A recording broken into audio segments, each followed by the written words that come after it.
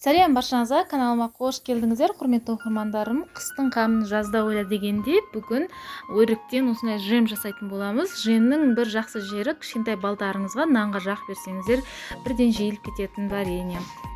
Бірінші өрігімізді жақсылап тазалап жуып аламыз. Менде өріктің килограммы 6 килограмм шықты.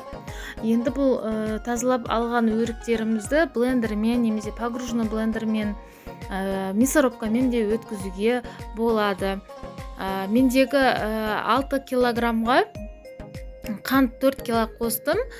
Себебі менде өріктің сорты тәтті болған соң қантты аздау қостым. Енді бұны біз құятын боламыз. Кезек-кезегімен құямын. Мен осылай жасайтын боламын. Бірінші өрікті, сосын қантымызды, сосын өрік, сосын қант. Сосын бір кесе, тамақ ішетін кесемен су қостым. Ол видеода түспей қалған, сіздер де қосыңыздар, ұмытпай. Осымен қантымызды жақсылап араластырамыз. Жақсылап аралас болған соң кішкене 10-15 минуттай күтетін боламыз. Қанты ерігенін күтеміз. Қанты еріген соң газымызге қойып қайнататын боламыз. Мен 2 рет қайнататын боламын.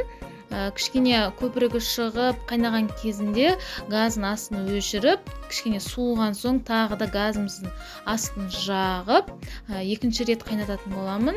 Міндетті түрде вареньемізді қозғап тұруды ұмытпаңыздар, онда асты жабысып қалуы мүмкін. 6 килограмм өріктен менде 8 литр джем шықты. Сіздер де жасап көріңіздер. Осылай алдын ала банкамызды стерилизация етеміз, крышкамызды да. Енді біздің вареньеміз дайын болды. Мінекей қайнап шықты, ыстықта. Енді банкамызға құямыз.